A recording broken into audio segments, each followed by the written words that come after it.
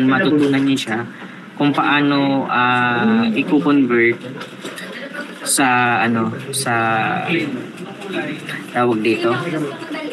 Yung paano niyo siya, kunyari kung kayong titingin ng isang schematic, paano niyo siya ilalagay sa breadboard. Maalam ba kayo ganun?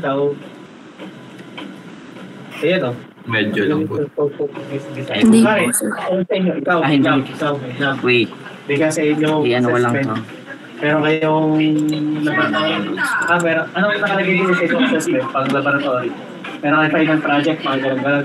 Laboratory. Meron design, o activity. Kung ano man yung mga nilagay na diyan, kahit kayo final exam, activities. Anong scope nun? Kailan nyo ibibigay? Kailan nyo introduce? So lahat po na Ang hirap i-maneuver.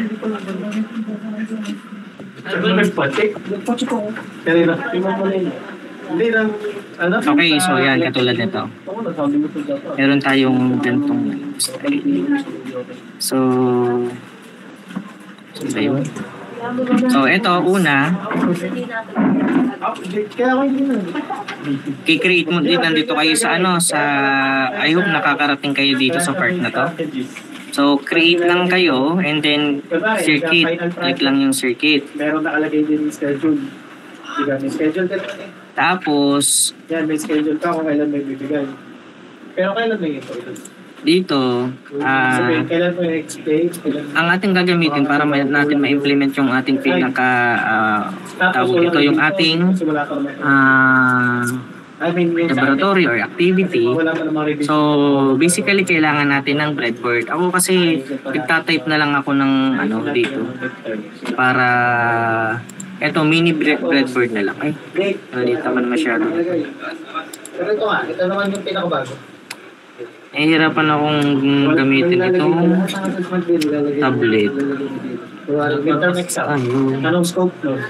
Kahit na, nakalagay dito naman talaga yung scope ng midterm exam. Kasi nakalagay naman dito.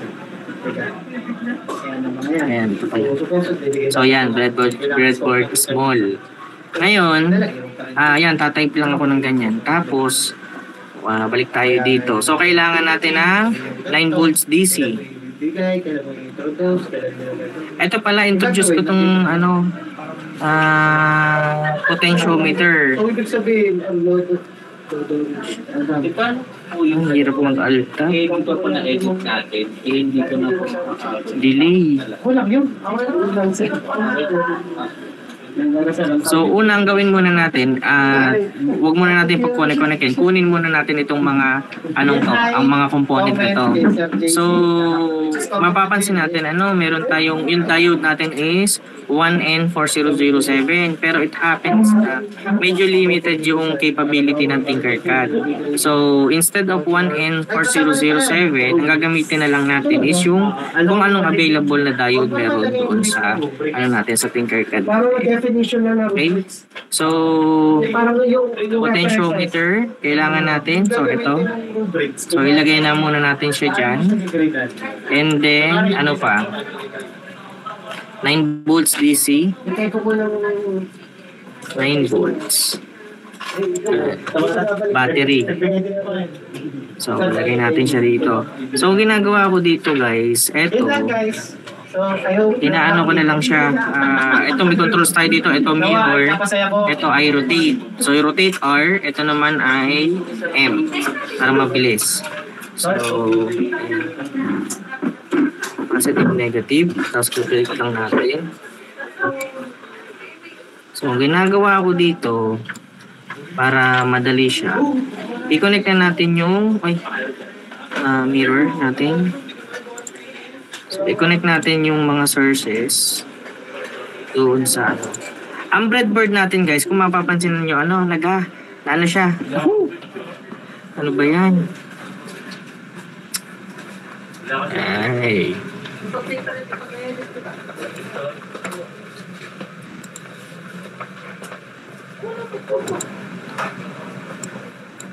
Ano sa ulag?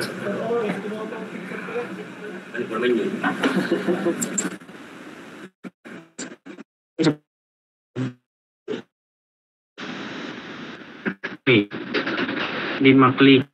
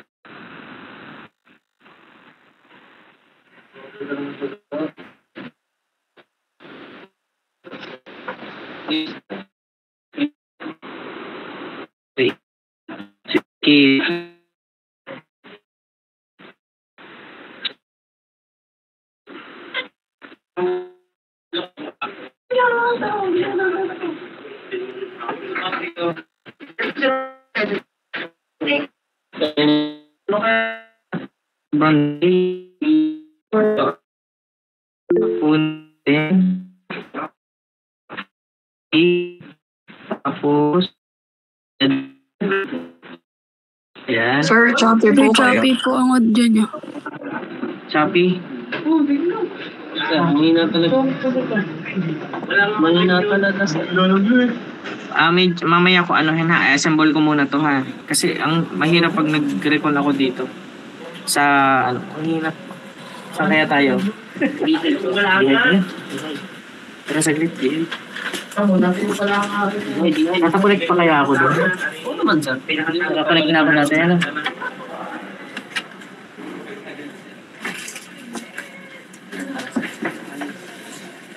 Buti ko rin, sir. Pangin niyo. Sige, sir. Hindi kami makakausap.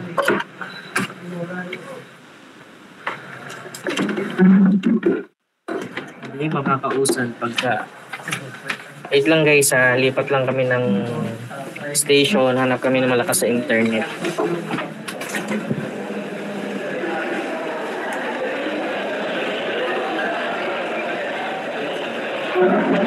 Sir, lipat kami sir. Lipat, sir, may isang araw, doon ako nag-class sa Sister Hub. Sister Hub. Naku, sarado ata. Sir. Sige sir.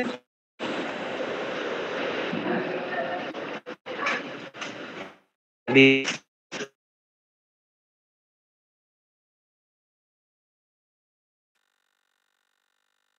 Ano kami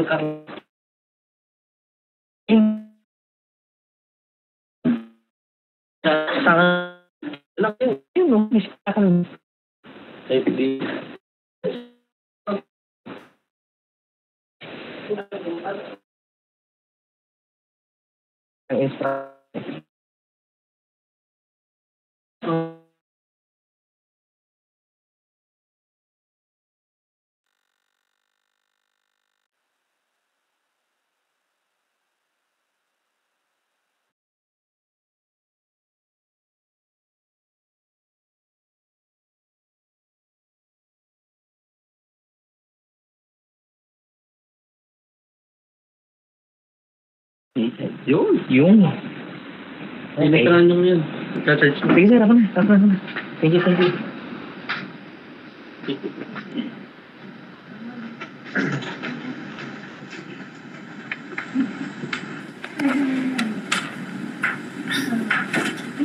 Hello, yan. Malinaw na? Yes po, sir. Ayan. Okay, so, ayan.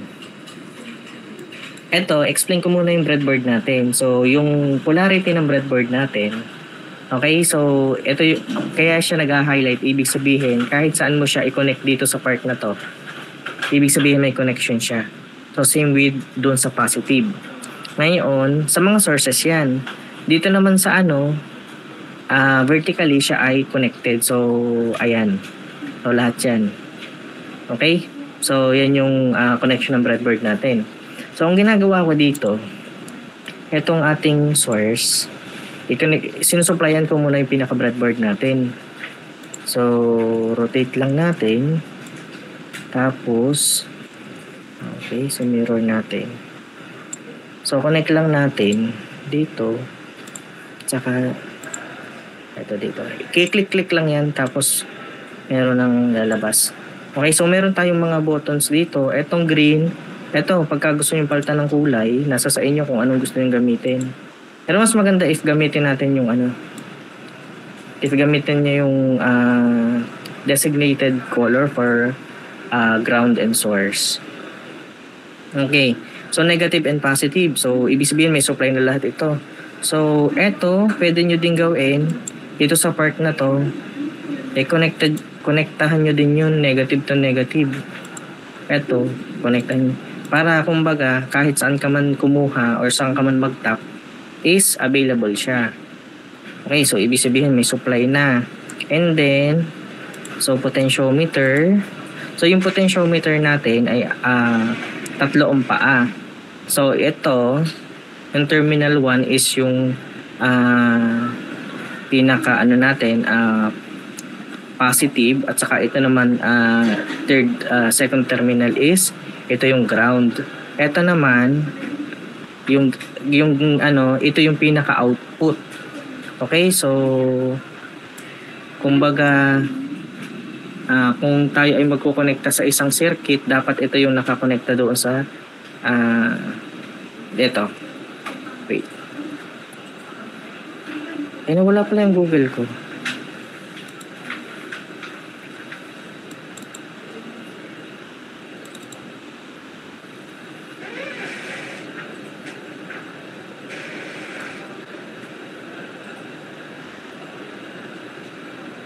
Ayan. So, ito, ang ibig sabihin nito, so, kung mapapansin natin ay, siya, dapat nakakonekta itong resistor na ito doon sa gitnang paa ng potentiometer. Okay, so, itong P1 na ito ay potentiometer. Okay? So, illustrate ko kung paano i-connect itong tatlong ito itong tatlo lang na to. Kasi dapat kayo ang matutong nito. Yun yung isang objective natin sa activity na to. Kumbaga masanay kayo na tumingin sa schematic and then i-actual siya. Okay. Ay. Nasana yung aking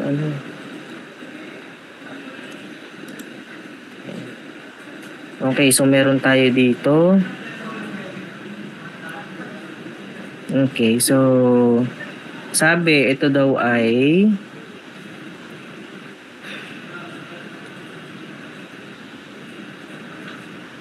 so itong part na to nakakonekta siya sa positive. So ito pwede akong kumuha dito sa to. So halimbawa ito. Ay hindi pala. Huwag dito.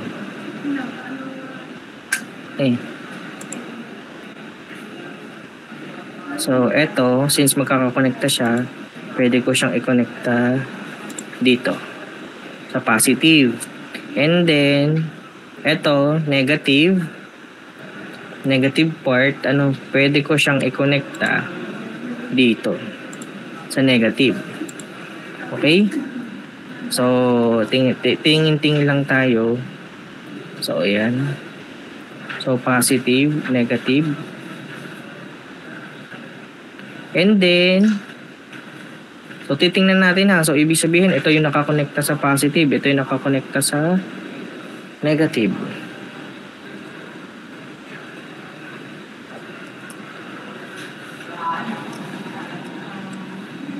So tapos yung output natin, ilan na to?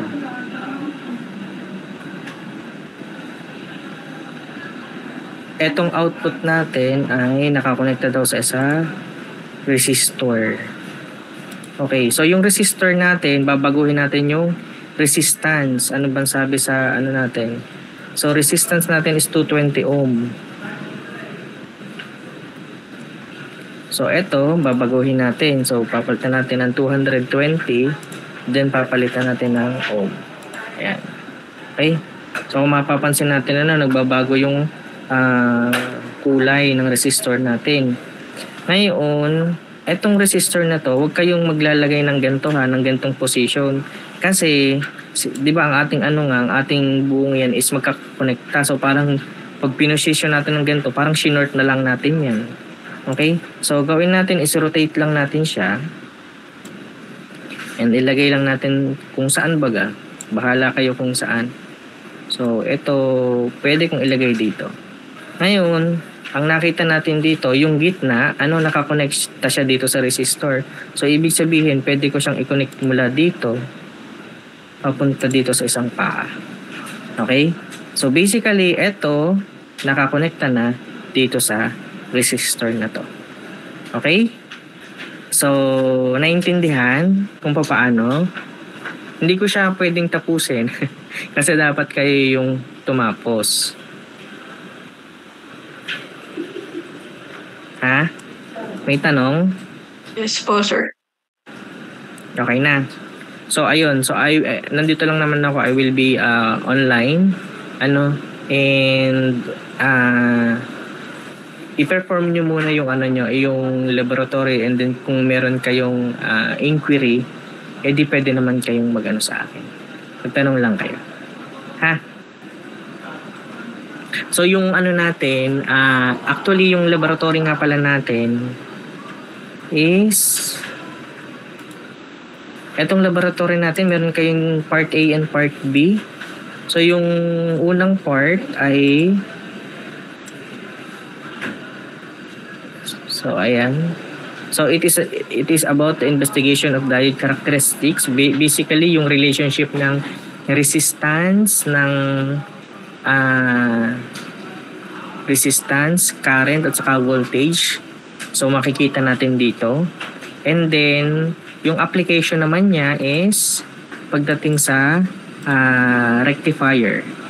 Okay? So pagdating sa rectifier circuit natin. So yun yung part B. So may discussion naman tayo dito. Okay, so i-follow nyo lang. Nandito naman yung part A natin, and then we have here yung part B. Okay? So ayun, so kailangan yung to, pala to,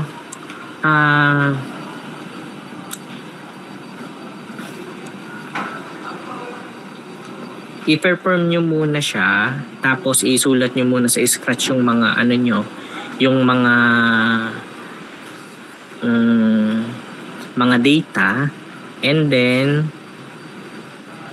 yung mga circuit na ginawa ninyo, kailangan yung i-screenshot kasi kinakailangan doon sa pinaka-output na ipapasa ninyo.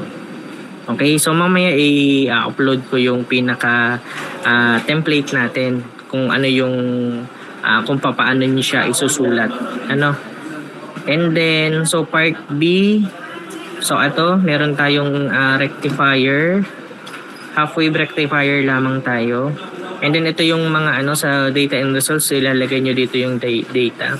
And then ito meron tayong N dito. So ito yung quality factor. So yung quality factor is na-mention dito sa sa discussion kung paano siya kino-compute. Ayan. So yung natin, 'di ba, ito yung Shockley's equation. So meron tayong discussion dito where IS, so may saturation current tayo, may declaration dito kung ano yung gagamitin. So again, wala tayong 1N4007. So ang gamitin na lang natin is kung ano yung available diode. So basically, it is an ideal diode, yung nakalagay lamang dyan. And then, so nandyan lahat. May VT tayo. So yan yung gagamitin natin na mga parameters. Okay, so again, yung quality factor dito is yung N. Okay, so yung ID and ID, VD, masosolve nyo yan. Ay, masosolve. Nyo pala yan. Mame-measure nyo yan. Okay. Ano pa ba? So ito yung data natin, reverse polarity. And then dito ipa-plot nyo yung pinaka-characteristic curve ng diode during forward and then the reverse. And then for part B, so ito meron tayong calculated. So kailangan niyo siyang may containing computations. Nandun din naman sa taas yung Yung kung paano. And then sa simulation naman, so ano naman yung magiging output, magiging reading nyo. Okay. So basically, ayan, tapos output waveform. So idodrawing nyo dito. Dati dyan. And then learnings and observations lang. Okay, so ano pa bang aking i-highlight dito?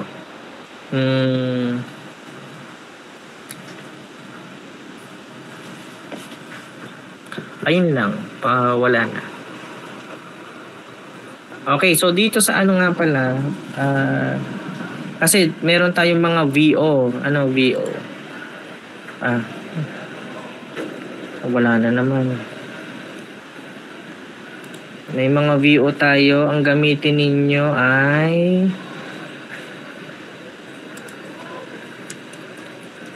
eto, multimeter. Ayan. So, pwede namang nasa labas lang yan. So, yung multimeter natin, pwede nating i-change ito.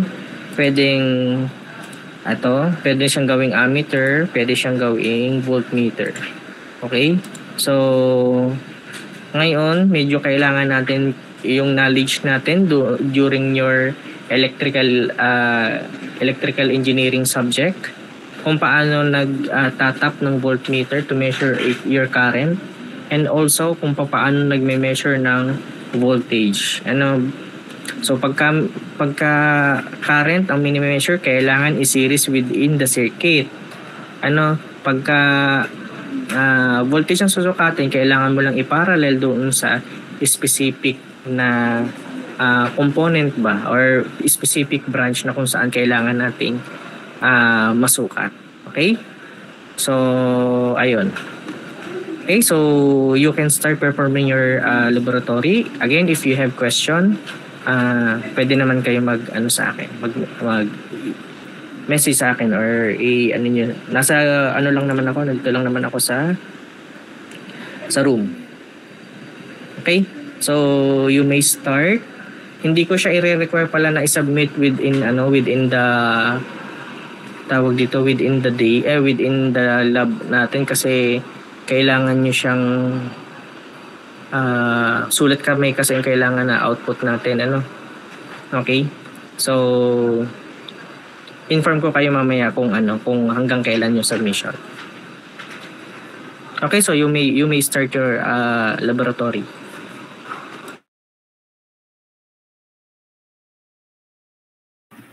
Sige po, sir.